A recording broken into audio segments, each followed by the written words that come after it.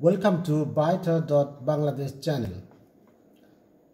In this channel, you will get latest videos on ELT, TESOL, linguistics, literature and IELTS. This is Amy Alert, Head of Linguistics, BITA Bangladesh, with my ELT series lecture video 5. In my ELT series lecture video 4, I have discussed CLT in ELT. As a part of MA in ELT program, I will deliver this lecture on the course of syllabus and material evaluation and designing. And in this module, I am going to talk about syllabus versus curriculum.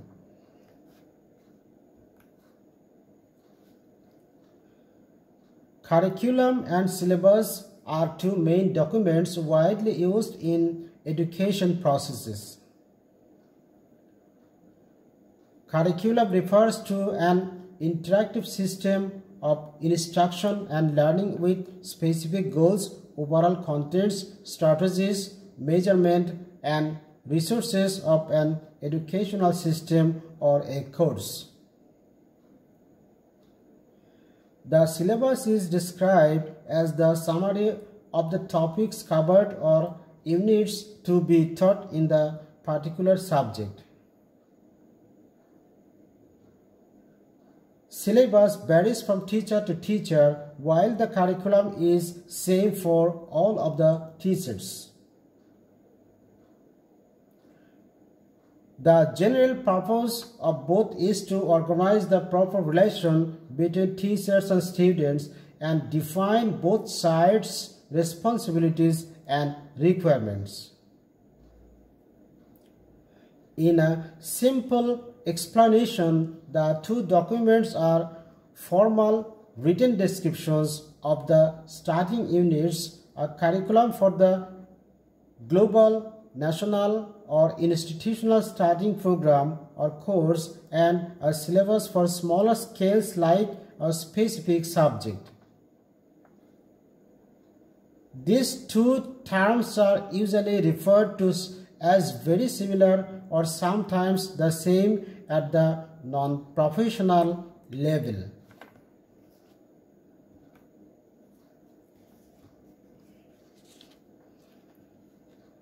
Definition of curriculum. The curriculum is the guideline of the whole academic content covered during a specified course or program. It's the list of exact instruction on what teachers should teach, how and why. The curriculum is the predefined combination of the rules and techniques through which the academic course's purpose should be realized. It's written and approved by the concerned authority like ministry, department or institute, having the student's mental and physical development as the main goal. As a list of instructions, the curriculum is formed by the institute, university or government authorities. In private universities, it is usually written by the university and approved by the higher administration like UGC or Ministry of Education, whereas this role is for government officials in governmental institutions. According to Palma in 1992, in organizing the learning contents, the curriculum organizer must take into consideration the principles on balance, articulation, sequence, integration, and continuity.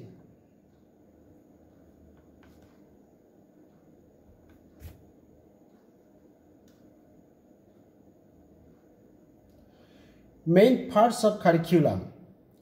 The curriculum usually consists of the following parts. Number 1, instructional content. Number 2, materials and resources. Number 3, physical and mental activities for the students. Number 4, assignments, tests, exams. Number 5, student success evaluation methods.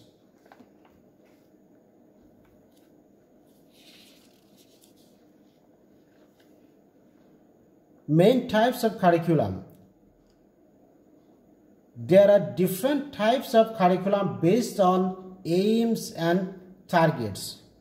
The main types of curriculum are overt, explicit or written curriculum, social or societal curriculum, hidden curriculum, phantom curriculum, null curriculum, rhetorical curriculum, concomitant curriculum, received curriculum, curriculum in use curriculum, electronic curriculum, and internal curriculum. Definition of syllabus.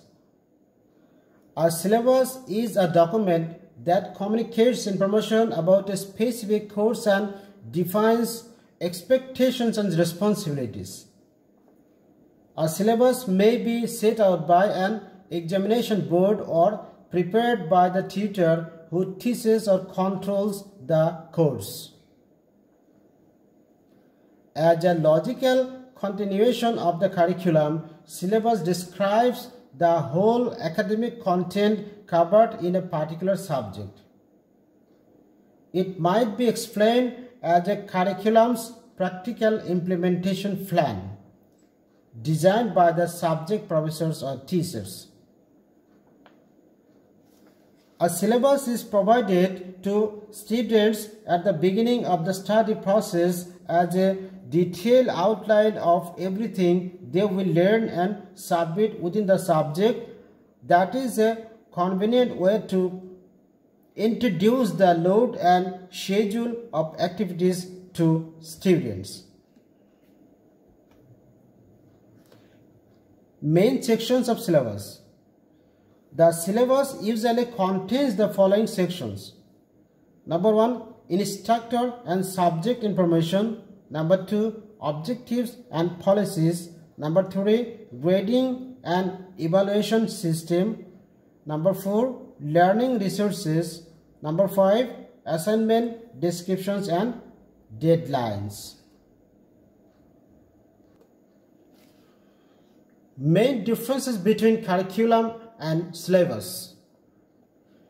The curriculum is a general standardized description for the main study units of the educational institution.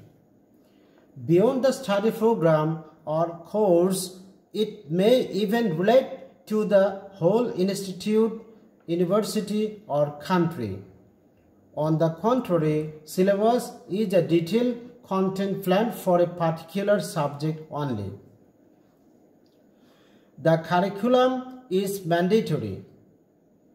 It is more like a global, national, or institutional strategy with almost no space for alternation in implementation. The syllabus is highly flexible and may even change during the study process based on teacher-students' verbal agreement. The university authorities create the curriculum as a result of deeper analysis and discussion compared to syllabus. Syllabus is designed based on the professor's creativity and as well as preferences and approaches.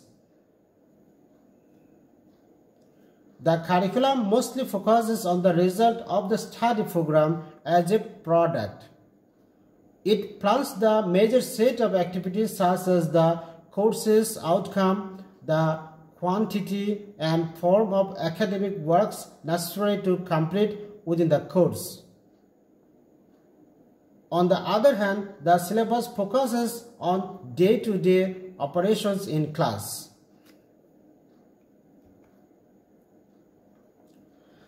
The curriculum doesn't follow the personalized approach. It's the same for all the teachers and students.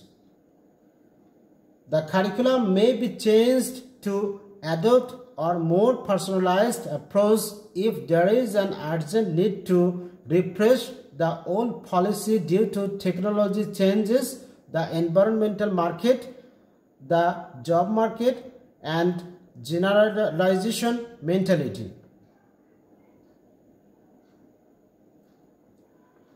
The syllabus reflects the personal approach of the professor.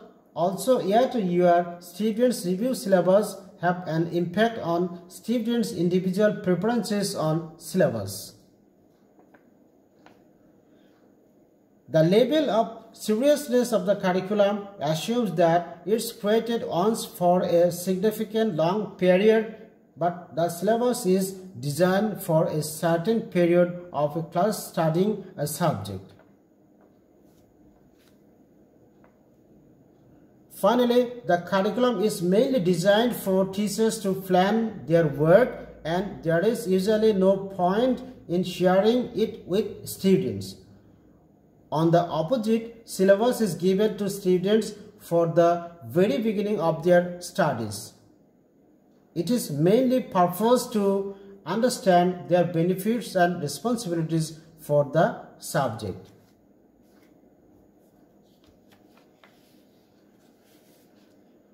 Common for both.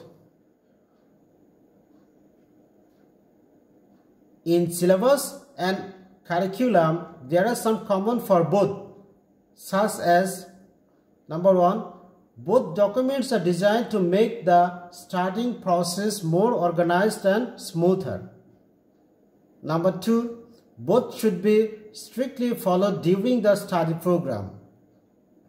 Number 3, university or institution administration determines the monitors both curriculum and syllabus. Number 4, both documents are a form of agreement between professors, teachers, and students. Conclusion. Curriculum and syllabus are effective tools for planning the comprehensive teaching process in detail. Having those documents in hand, teachers distribute their time and teaching purposes for effectively. Implementation. Careful planning decreases the probability of incorrect time management and the risk of leaving important information out of the course time. For students, syllabuses of different subjects help to schedule their time in advance to have enough time to submit all assignments and grasp the new information successfully. Both teachers and students combine many study programs simultaneously, and it's easy to lose the clue if one detail goes wrong. Here, an organized timeline of activities comes in very handy. Besides, both curriculum and syllabus are a part of communication, ethics, and educated way of mutual agreement between organization, teacher, and students, improving the overall atmosphere of standard education. Guys, that is the end of my ELT series lecture video 5. In my ELT series lecture video 6, I will talk about types of syllabus. Friends, don't hesitate to contact me if you have any query on ELT. If you enjoyed this video, you can like, comment, and share. To get ELT, TESOL, linguistics, literature, and IELTS update videos, please subscribe Byetta.Bangladesh channel and press the bell icon. Thank you and love you all for watching this video.